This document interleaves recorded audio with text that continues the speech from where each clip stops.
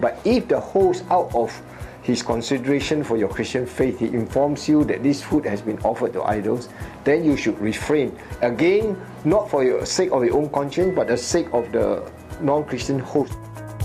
So on the grounds of evangelism, Paul would therefore allow a Christian to partake food offered to idols.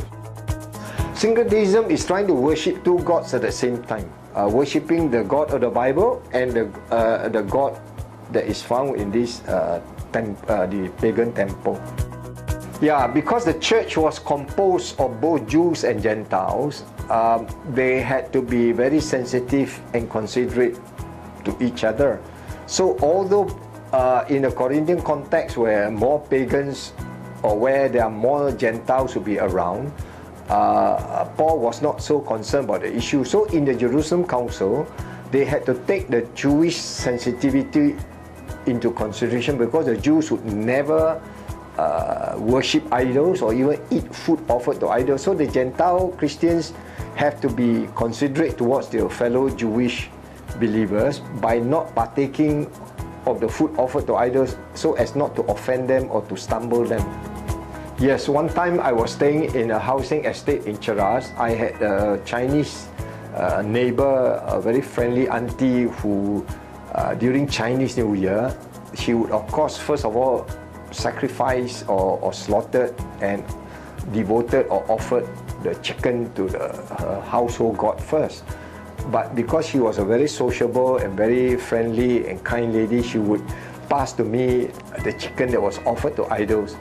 And in order to, for the sake of evangelism and to maintain a good relationship with her, I took it the first round without telling her, saying anything to her.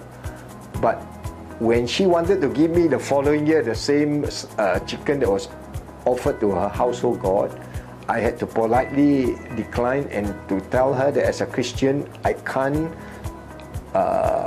not accept the chicken that was offered to idol, because the Bible prohibits me from doing so.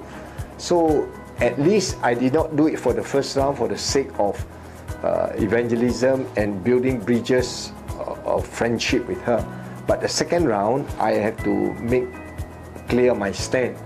And she understood that. But if I had done it the first round by not even wanting to accept, she might perceive me as being very arrogant or being very unfriendly and not wanting to maintain any relationship. So the first round I took the food is for the sake of the gospel.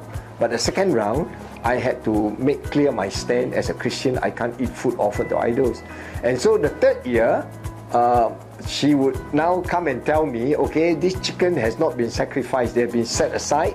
The rest of her other chicken she offered to her idol. So it kind of helped the situation.